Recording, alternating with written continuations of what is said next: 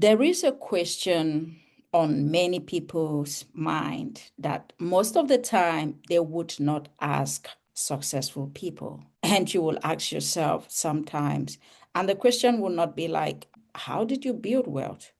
But the question that most people would not ask successful people is what happens after wealth?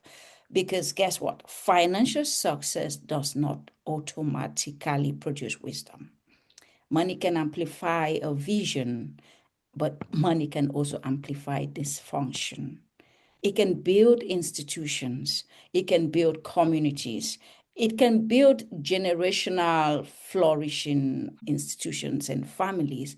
Or guess what? Money can also quietly magnify fear, magnify fragmentation, and short term thinking. So, my guest today has spent years inside the world of private wealth, advising high net worth individuals and families and institutions and helping them to navigate some of the most consequential financial and legacy decisions that you can think about. But what makes her perspective, and I'm so happy to have Ashley today, is that she believes wealth leadership is ultimately not about money. I mean, others, many people guess otherwise. She says it's about stewardship, it's about systems, it's about responsibility, and about the difficult question that every leader faces: what would outlive you? Ashley Varnado, you are welcome to the Clarity Mandate podcast. Thank you so much for having me. I am a huge fan of your work and excited to have this conversation with you today.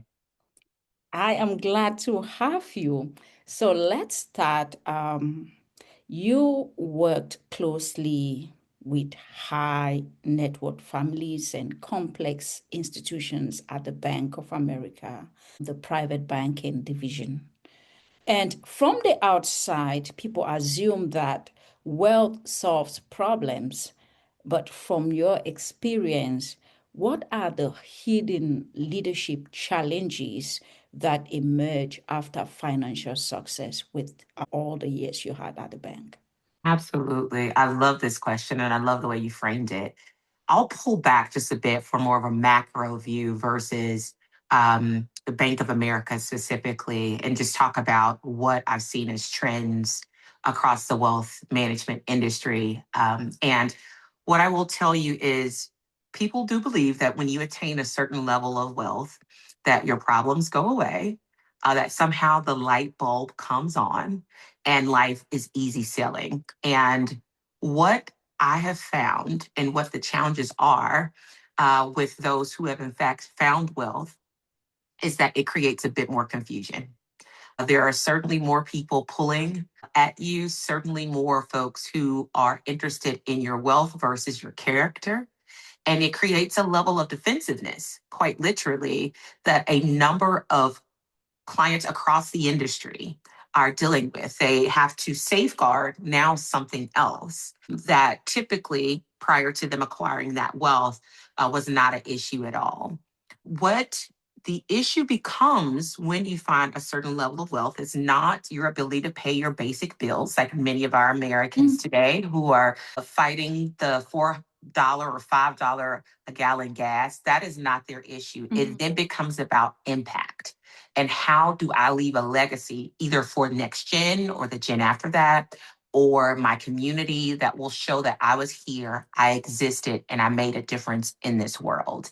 And that's very hard for a lot of people. It's an incredibly tough task to figure out, again, where or how do I make an impact that I care about versus, again, just writing checks for the sake of having my name on a building. So it becomes less about everyday living, like most average Americans.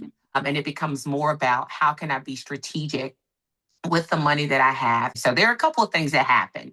We work Wow. so hard a lot to get the wealth, but I don't know that we are necessarily ready for the problems that come after you attain the wealth. It's a whole different level of challenges that you have to deal Wow. with. That's quite interesting. And you put it so well. The question moves from expenses, survival, paying the bills, to a more strategic one of asset building, of legacy, and all the complexity.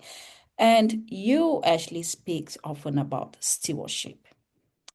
That word to me is so powerful because it really suggests the fact that we all have temporal responsibility over wealth, irrespective of the size of your estate or your wealth, rather than permanent ownership. So, in practical terms, for our listeners, what does stewardship actually mean when someone is responsible for significant amount of wealth and influence and institutional power, like some of the individuals and institutions you've worked with? Oh, that's a wonderful question. I will tell you, it takes a different meaning for each one of the categories. But the common thread around stewardship is making sure that whatever you have can be retained and invested in a way that create impact, despite who that impact could be. It could be the community, it could be your personal family, etc., and that it will ultimately be in place for generations to come. What does that mean for the individual? The individual typically would want to leverage the advice of a wealth manager, a seasoned wealth manager, who could help them think creatively around liquidity, how they're managing their assets, their cash flow, things of that nature, making sure that they're taking advantage of any products that are available that will help them in the long run, not just for their day to day, but even as they think about their legacy, right? As an individual, what type of trust funds should I be setting up? What should those requirements look like? Who should be included? The individual also, as it relates to stewardship, is responsible, in my mind, now this is my definition, that individual is also responsible for paying it forward, not just to their family. You are now a steward of your community. So you are also responsible for making sure that you are pouring into the appropriate 501c3s or missions that you're allowing to, so that, again, wealth is spread and not just kept at the 1%. That's my definition. Mm-hmm. No Yep. one else may agree with that. But that's certainly my definition. I certainly think the same holds true for the institutions and or individuals of influence as well. Institutions, in my mind, are not only responsible for making sure that they see a bottom line, right? They are stewards of the communities that they serve. You are benefiting from said community. So how are you pouring back into that community? What could that look like? We often talk about the low to moderate income rules and regulations where certain banks have to be in certain areas so that you are in fact pouring in the financial knowledge, the financial education to that community so they can continue to elevate as relates to their wealth. And so it's not just the money, but it's also how do we help build the acumen so there's not a 1%. Why can't we spread that to the top 3% and the top 5% and the top 10%? We should be, as individuals and institutions, making sure that we can close this wealth gap as much as possible. And in my mind, that is the definition of stewardship, whether that's pouring back in via dollars, acumen, etc. But it's about retaining it, making sure that it circulates the right way, and pouring it into the right places where, again, everyone could ultimately rise. That's Stewardship. kind of my kind of economics because I call myself a transformation economics. I love And that. I believe in different kind of economic policies when it comes to things like stewardship and concepts like Black Friday. It's one of the projects I'm working on. It has to be transformed, in my view. And I hope someone tries to see, because you ask myself, why will I get a discount on teacup on Black Friday?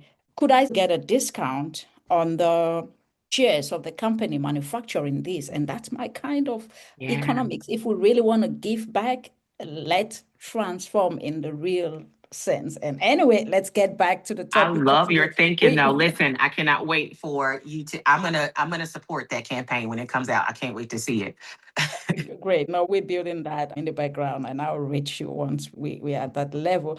You managed relationships that involved complex portfolios and sophisticated kind of institutions. At that level of decision making, I believe decisions are hardly isolated. I believe that everything at that level affects everything. And how has systems thinking shaped the way you understand leadership and wealth management at that level? That's an interesting question. I think systems leadership and most certainly how society defines wealth and wealth management has become the standard. And that is adopted from one specific point of view, or maybe a few different points of view. I have certainly in my career adopted those for the sake of making sure that I continue to see some level of elevation, right? When you are in Rome, you do as the Romans do. But since taking my radical sabbatical, I've found that some of the systems that are in place that influence how we lead, how we give advice from a wealth management perspective can somewhat be flawed. And again, it took me stepping a bit out of the matrix for a while during my radical sabbatical for my eyes to be open. It's very easy when you're in the system to see it all make sense. An example of this from a leadership perspective would be the standard would be that, not necessarily wealth related, but the standard would be that you work your fingers to the bone for the sake of this said bonus structure that you're given. And you do that and repeat that every single year. One of the things that I certainly have adopted since this radical sabbatical is that we work so hard to save money for retirement. We save money for all the things that we believe we love. We save money for homes, all the tangible things that we believe account for wealth. No one is talking to us about saving our wealth or putting aside our wealth for the sake of just taking a break, a pure radical sabbatical. In our culture, that's pretty much unheard of. You don't leave at the height of your career, like I did, right? You don't leave at the height of your career. You wait until the end of life to retire, right? And that's when you start to adopt the spoils or you enjoy the spoils of your labor. And one of the systems that I completely debunked is nope, if you're getting those large bonuses every year, yes, take yourself and your family on a nice vacation, put the money away in the standard places that you would, your retirement fund, your 401k, but also put money to the side for your radical sabbatical fund. I call it the Freedom Forward Fund. I'm thinking about starting a campaign on that because I say this if I had simply taken just 5% of what I was earning just as bonus, then I would not have had to tap into my emergency fund when I decided I was going to take this radical sabbatical. And so that's just one example of how the systems that we live in really influence how we think about our own wealth, how we think about the way life is supposed to work, when in reality, stepping outside of that a bit can help you think a little bit more creatively. So, yeah, we're actively working on the Freedom Fund, where we're going to be encouraging individuals to, in fact, take a break when it makes sense and obviously strategically, right? We're not going to tell anybody to walk out on a job Yep. right, and create hardship for themselves. But if we really can save for our favorite concerts, our favorite vacations, all the things we want to do, why can't we invest in ourselves and save to take a break to determine if I want to do this for the next 5 years or 10 years, 20 years, and then give ourselves the freedom to pivot.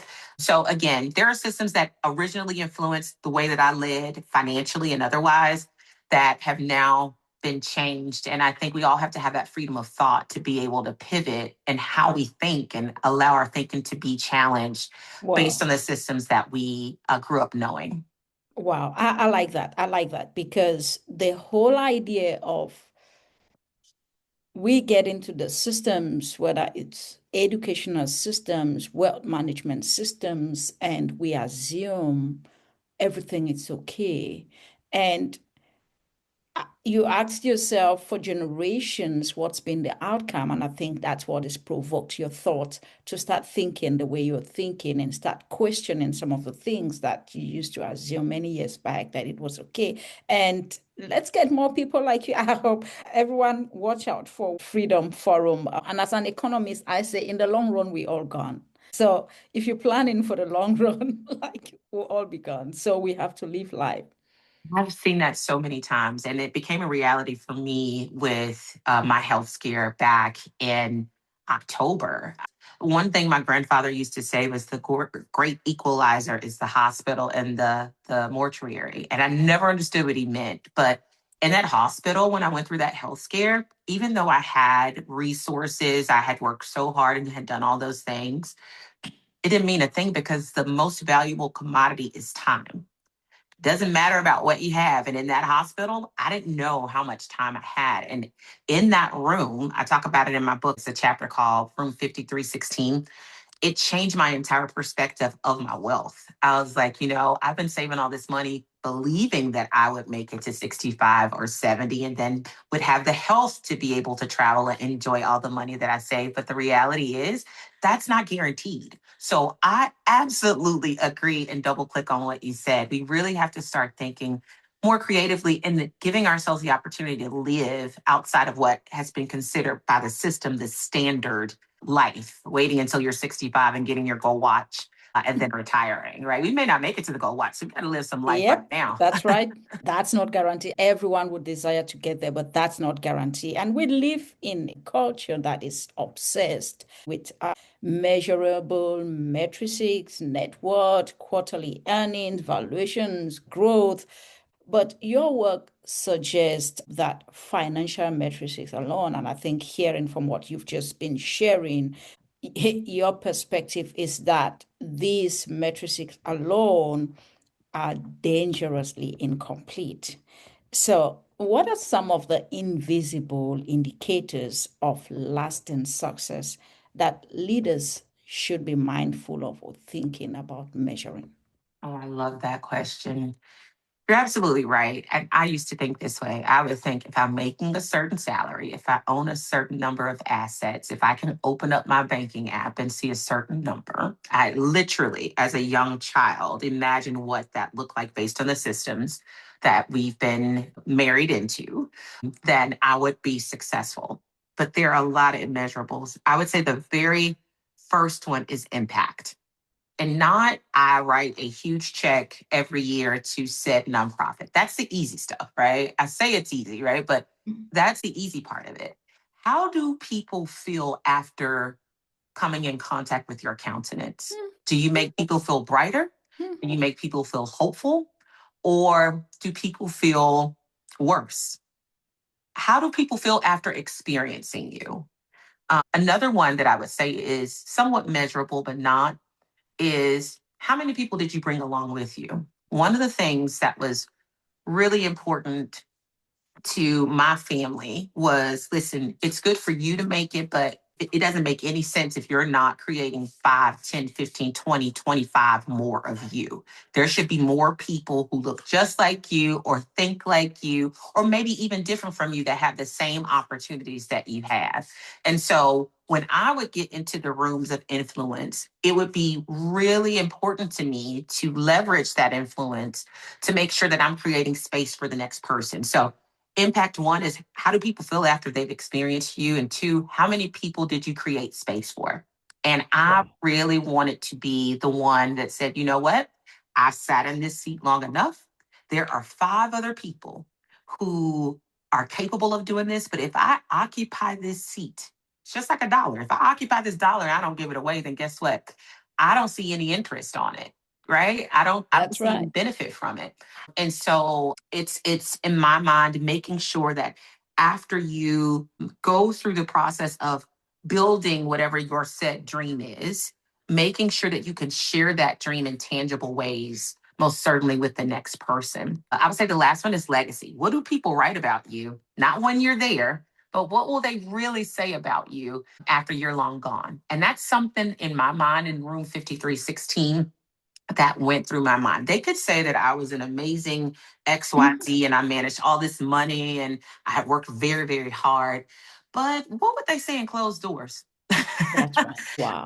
want my legacy. I want the scent of my presence in this atmosphere and in this realm to be a sweet scent to whoever I come in contact with. I want my countenance to change the lives of whoever I touch and whoever have sat in my presence. And so it's one about how people experience you. Two, how many people did you create opportunities for that you made room for? And three, what is your legacy? The real legacy, not the obituary that they're going to put in the paper. It's what people say about you on the car ride home after. Wow. Those 3 points, like we read in the same script, because as an economist, I always say I am a transformation economist. I don't believe in transaction economists. I believe in how do people experience brands? How do people feel when they get into stores and get out of your stores or your business, your bank, your organization?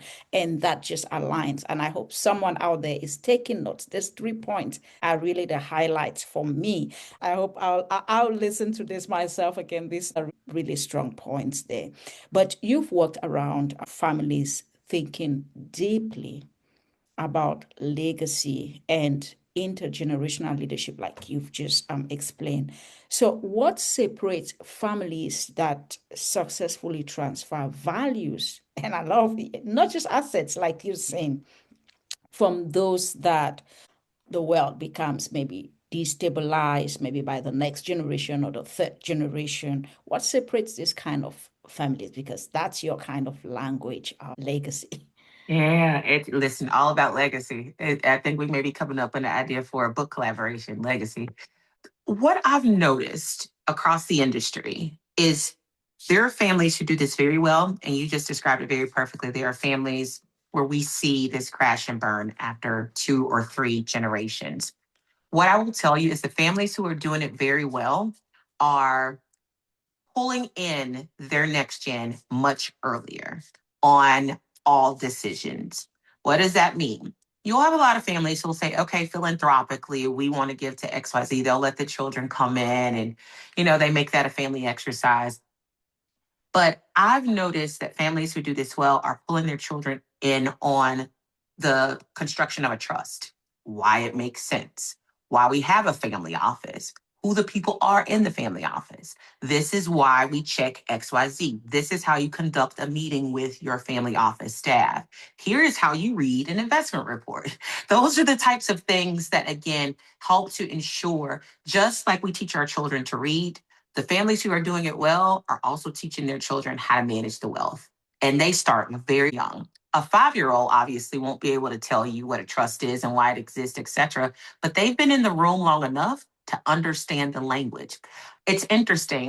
When I was wanting to teach my children different languages, I would hire all these tutors, and they said, the easiest way for you to do that is for you to start speaking the language in the home. Make it a natural part of your dialect. And the families who are managing their wealth and legacy very well have made wealth as a part of their natural dialect. It is something they talk about frequently.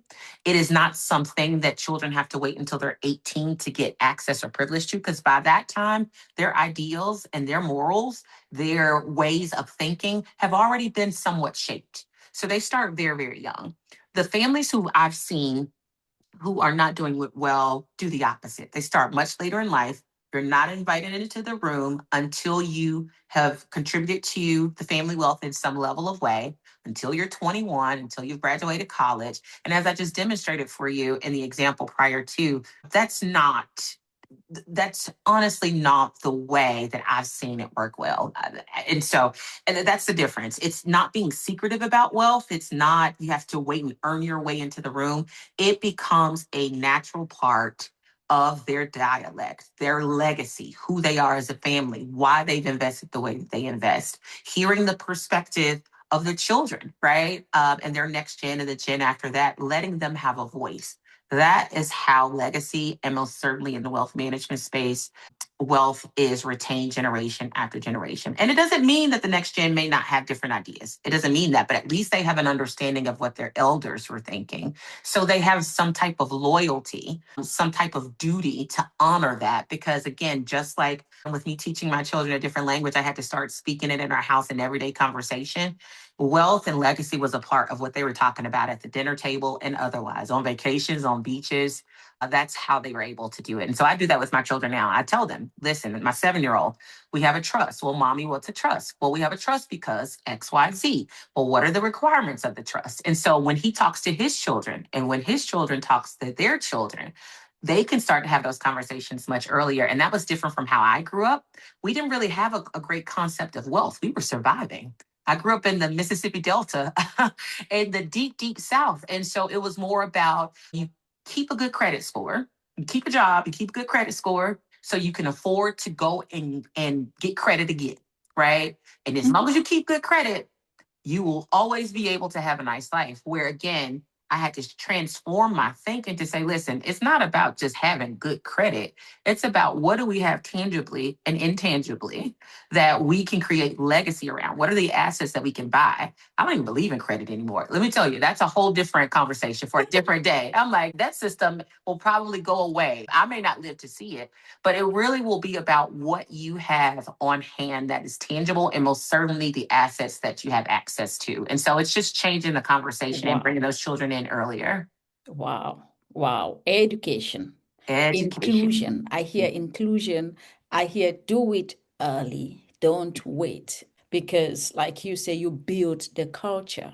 So, families that build the culture of making wealth, education, talking about legacy, talking about trust, talking about all these things, a lifestyle, part of their family lifestyle, help the children, the next generation to sustain. And like you say, they might be willing to innovate and bring other aspects to it, but they would hold on to that kind of family values. That's wonderful. But when we look at the world today, there is increasing volatility, economic uncertainty, geopolitical shifts, like we are seeing disruptions, changes in institutions, including your financial institutions. And in uncertain environments like we are now, what would separate leaders that are actually proactive in managing their wealth or grounded versus those that will be reacting like I believe some people, nobody saw the wars coming the way they came in the past few years. So how do we separate grounded wealth managers in times like this? Listen, it's a scary time. I will tell you. But the good news is that we've been here before. Right. And so that's one of the first points is again, making sure that you're not shaken by the noise that can sometimes be what we experience as our financial markets. The reality is that the markets are always volatile, whether we want to admit that or not. There is no guarantee with any asset, with anything touching any type of commodity. We are always living in a volatile market. I would say you're absolutely right with inflation being at about 3.8%. You know, the Fed wants us at about 2% on average on an annual basis. People are certainly feeling the crunch of all the things financially and otherwise. We just talked about gas being almost $5 a gallon in some places, $6 and $7 on the West Coast, right? People who are able to survive moments like this, knowing that we've been here before, do a couple things. The first thing is they don't rush to get out. It is natural instinct when you see things going south, right? And you see the line going the opposite way on any graph or on any trend to want to quickly pull your money. Mature and very seasoned wealth managers understand that that is not the time. We all have a responsibility in my mind. While everybody certainly has complete freedom individually, we all have a responsibility to make sure that we are stabilizing the market. You don't stabilize the market if you go and pull your money out. That's number one. So it's one, recognizing that we've been here before. Two, understanding your fiduciary responsibility to not create momentum where everyone feels like they need to just pull assets, et cetera, because we're all going to suffer in that case. And three, having the ability to understand truly your risk appetite. There are people who like to believe that they are a little bit lenient when it comes to risk until moments like this happen. So this really helps people understand maybe I am a little bit more risk averse than I thought I was. Let me go and make sure that my portfolio is a little bit more stable in the things that we know will always work or always sell in times of economic challenges. People will always need oil. People will always need healthcare. There are things, very basic things that will always be there. And so I think this helps to mature wealth managers as well as wealth clients and really understanding their real risk appetite and being able to make the adjustments. Even if you can't make it in real time, you certainly need to be, if this is something that keeps you up at night, I think it's time to call your financial advisor and say, listen, I don't think that I like risk as much as I said originally. Let's change this strategy. And maybe in a different market, we can certainly move the portfolio around. But while we're here, or when the opportunity presents itself, let's certainly do something that'll be a little bit more stable. Now, there are folks who are comfortable with risk and they say, listen, I'll ride the roller coaster all the way to the bottom and I'll ride it to the top.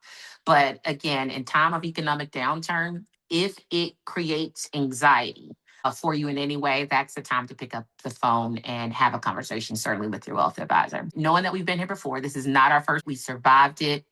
We have to be calm in moments like this. And we certainly have to make sure that we are invoking, to point to, calmness in the market and not being abrupt in our thinking because we're afraid, because we've seen this go up and down. It's the realization that markets will always be volatile. And three, really understanding what your risk appetite is, because if you are not open to risk, then it's going to show up in moments just like this. And it's time to adjust that portfolio. Wow, that's powerful. You heard Ashley, and she's not giving financial advice on the show. We're having a conversation, an educational conversation.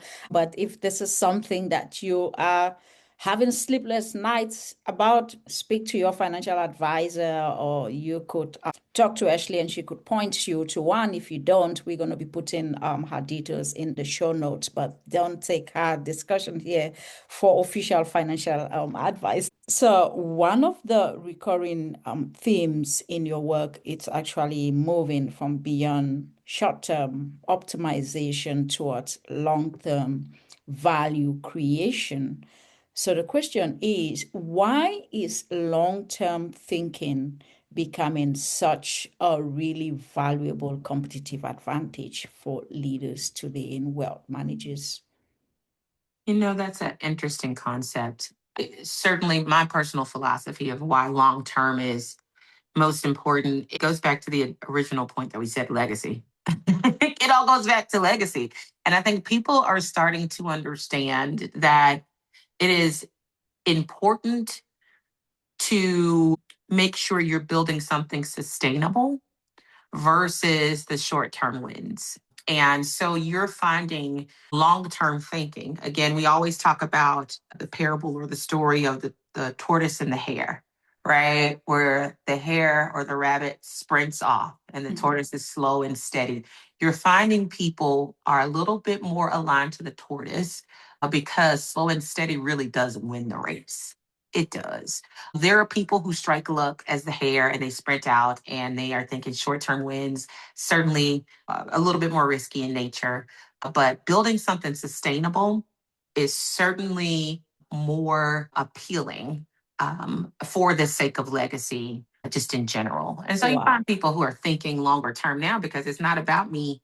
Being rich next month. I want to be rich in the next 50 years. I want to have wealth for my children's children's children. And so, what can I create that will certainly allow for me to do that versus, get rich quick overnight and in a month type deal. So that's just one person's perspective. That's my perspective of why people Yeah. are leaning that way.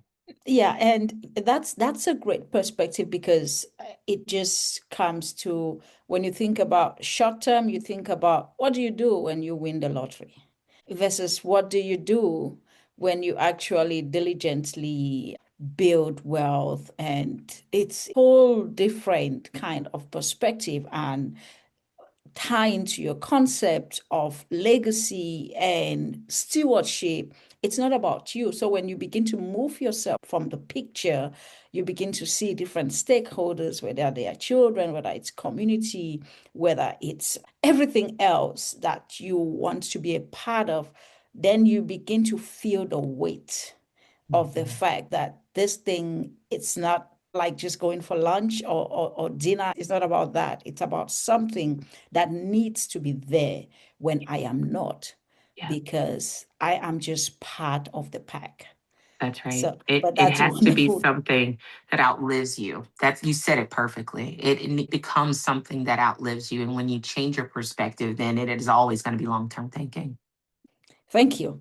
Let's continue. If you're just joining us, we are on the Clarity Mandate podcast, and we have amazing guest here, Ashley Varnado, who is an amazing wealth management executive, and she's given us quite some insight into wealth management leadership from a stewardship perspective, from a long-term perspective, and actually, you have worked with people who had access to extraordinary success.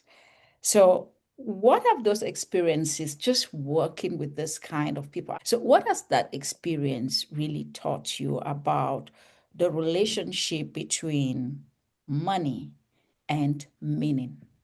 I love that. Oh, that needs to be on a t-shirt, first of all. Difference between money and meaning. I absolutely love that. Listen, you're right. I've been in rooms and sat across from tables and been in the homes, quite literally, of some extremely successful individuals.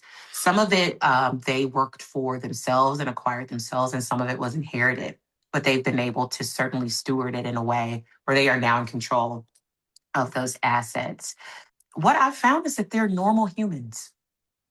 I think I came in expecting some deity almost every time. And this is after I had been doing it for several years. I would look at their page or their fact sheets, etc., and I would expect to be in the presence of some level of deity. And guess what? They have the same problems that every other humans has. They are human beings with just access to additional resources or different resources. That gave me an appreciation and it helped me find a level of humanity in those that we sometimes think of who've acquired these levels of success as something other than human, right? And so when you connect to them on a human level, right? My kid decided he was going to do this today. Tell me about your kid. Da, da, da. Then it becomes more of a natural conversation between humans. And in having that real human to human contact, you're able to then help shift their thinking more to meaning. I will tell you some of my favorite folks that I've worked with have allowed me the space to do just that. But I think at the core of this, the recognition that it does not matter at the end of the day. I'm going to go back to the parable my grandfather used to say, or his saying, the great equalizer is always the hospital and the mortuary. When we all come to the realization that everyone at the core is a human being, a living, breathing human being, a place where memories reside, a place where hurt resides, tears, happiness, joy, all the emotions, then you can look beyond their success and have a real direct conversation with them and perhaps help to influence their thinking and allow yourself to be influenced. And that's been my approach. Regardless if I were talking to a multi-billionaire or someone that had never seen that type of wealth. It's about the human to human reaction. And that is what allows us to turn it into meaning, their legacy into meaning, because it becomes, how do I create something for my children or my children's children that will far, to your points that you've made, will far outlive me. And so I will tell you, the first couple of times I had a little bit of, I was starstruck a couple of times because I cannot believe I'm sitting in the home of this person and they've acquired this amount of wealth. And then after a while, you figure out they have bad days too.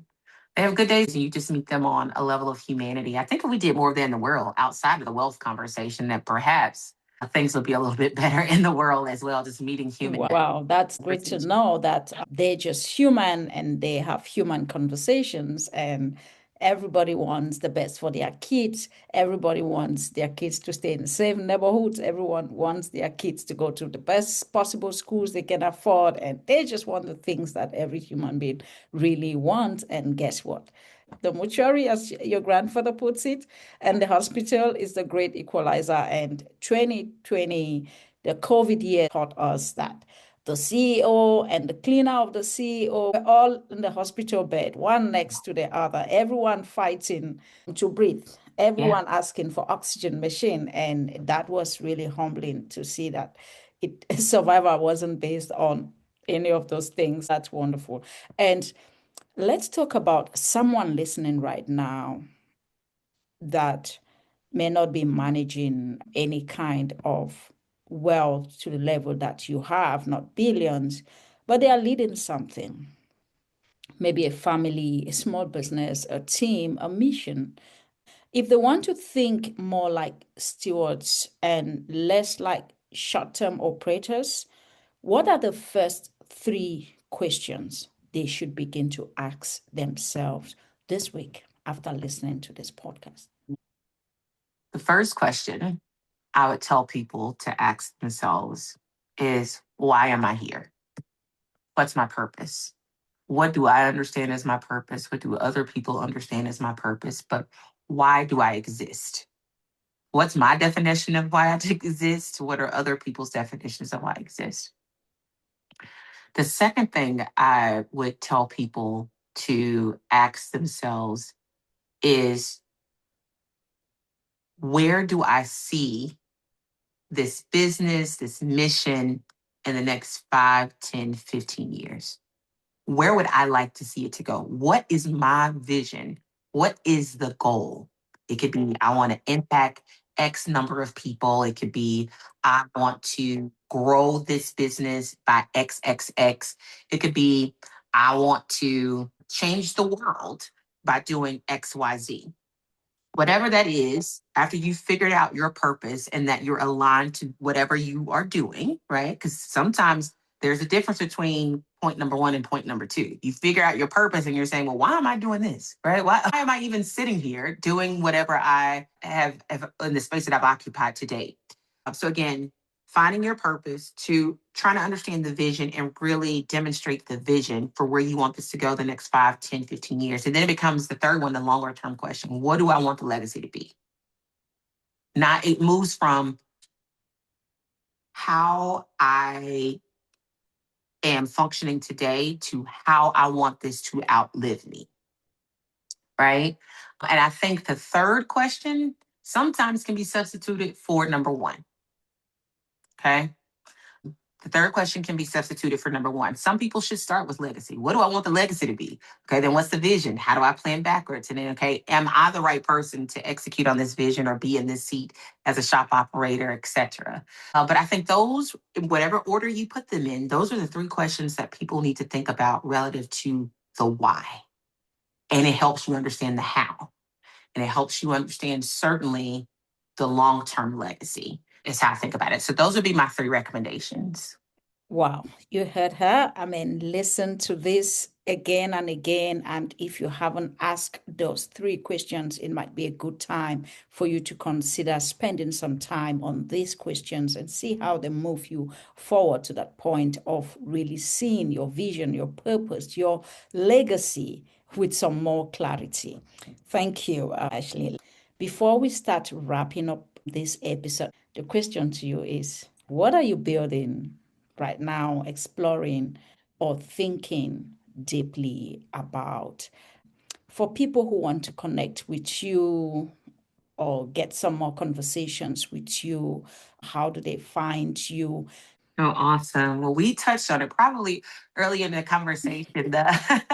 I'm so passionate about the campaign that is really taking more of a grassroots effort, and it's the Freedom Forward Fund. And so we are certainly building that up, and we're going to be having some really direct conversations and virtual sessions around how to think about a radical sabbatical. How do you plan for it financially and otherwise? To the point you've made, this concept of really making sure that we are intentional with our pauses, that we are not waiting until, as we talked about, the end of life to celebrate some of the things that we've done, or giving ourselves permission to rest. I think that is certainly a cultural thing, not one ethnicity or the other, but that we believe that we have to work our fingers to the bone. And only after we've worked ourselves completely down, we have an opportunity to celebrate or sit back and relax, when in reality, you should be taking those pauses at every interval that you believe you do. Now, I am not the person to say, go quit your job. I'm not the person to say,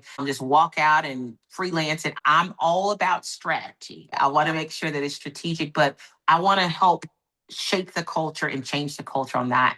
We'll be talking about that a lot more. I'm really excited because I just finished my book, Out of the Yazoo Clay. Pre-sales are live right. Pre-sales are live right now. I partially joked around being from very humble beginnings, not knowing anything about wealth, really having a one-track systematic mindset of what success looked like.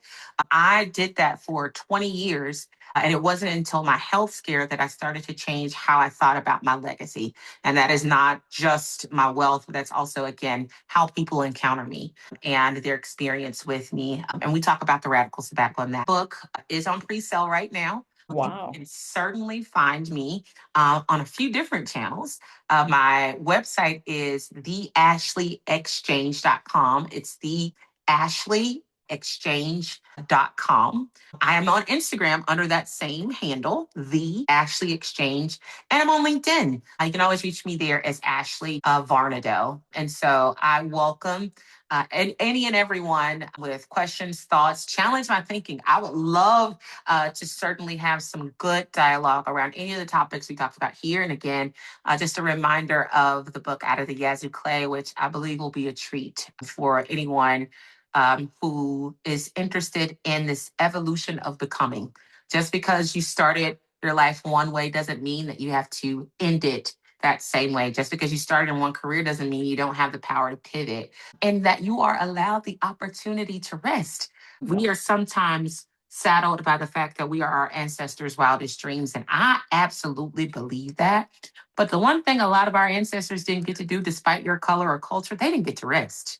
They worked until the end of their lives. And wouldn't it be honor to them by us being intentional with our rest and with these temples we've been given and with our wealth and all these things? And so we explore all of that in the book. So a lot of good things happening. Wow. Right now. Congratulations to you, Ashley. Thank you. We will be putting those details in the show notes. And please follow Ashley and engage her on these very radical and important thoughts. I mean, I think Ashley and myself are quite aligned when it comes to transformation and taking breaks. I remember many years back, I was on this board of one organization, and one of the colleagues on the board, he just retired. And he had worked full-time for so many years, acquired so many assets, and together with his wife, planning to travel the world after their retirement. But guess what? At the point of their retirement and having enough money to travel wherever they wanted to, like spin the map and we go in here, guess what? The doctors say they couldn't. How many times have we seen that? The doctors say for your health, you can't do none of that. Yeah. And he was sharing this with me at lunch. He was telling me, you're still young, Vivian, live your life and enjoy your life. And that's just what you're talking about, because people have planned for these things and you simply can't, because while you can just maximize and engage Ashley, and she will tell us more about some of the things she's doing. Check out the pre-sale of her book. We'll put the details in the show notes. So as we begin to round up, the name of this podcast is The Clarity Mandate. And I believe that there is a moment in everyone's life and in leadership where clarity stops becoming optional and it becomes a responsibility. And for you, Ashley, you've worked at the intersection of wealth, of institutions, of stewardship, and long-term impact. And so here's my closing question to you. What do you now understand about stewardship, about leadership, about legacy that you could not have learned otherwise, except being inside the rooms that you were privileged to live and being part of making some of the decisions that you made about managing wealth for the clients that you worked with? That's a wonderful question.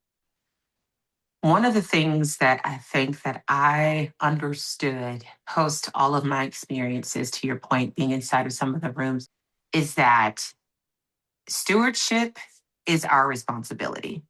I thought prior to now that it was always an option. You can choose how you live however you want, you manage your money however you want, and there is a freedom and the autonomy of being able to do that. But true stewardship is a responsibility. It is our birthright and our birth responsibility, just as it is to breathe in and out. And we have to understand that it's important to be good stewards of whatever we've been given. There are so many of us who may not have the level of wealth that some that we aspire to, right? That we may be just small business owners, or which is honorable, or we may have our individual missions, but whatever that is, we have to steward it, we have to take care of it, we have to continue learning to protect it because it is our responsibility. I think prior to now, I thought I had a choice. Now I understand, with whatever acumen I have, whatever assets that I have, even as it relates to being a parent, a friend, a family member, a board member on a nonprofit board, I have to steward all of that to make sure that I am protecting it, I'm protecting the mission, and I'm protecting the longer term legacy. And so it's your responsibility to be a good steward. We learned that early. And that is true in every facet of our life. Stewardship is our responsibility in every facet of life. And if you don't steward it, then you will find that those treasures will be passed to the next person. So it's certainly important that we take care of the things that we've been given, including our gifts. Thank you. Stewardship is a responsibility. The mandate is clear. Go out and be responsible stewards. Like the show, as you always do, continue to follow and engage us, and follow especially our guest today, Ashley. We'll be putting her details all in the show notes. I hope you go out there and check out her book. It's already on pre-sale, and engage her on all social media. Ashley Exchange on Instagram, on Facebook. And I think everywhere you would be able to engage her and challenge some of her thoughts, and maybe be part of the community that she is building. But thank you for being on the Clarity Mandate, and I'll see you in the next episode.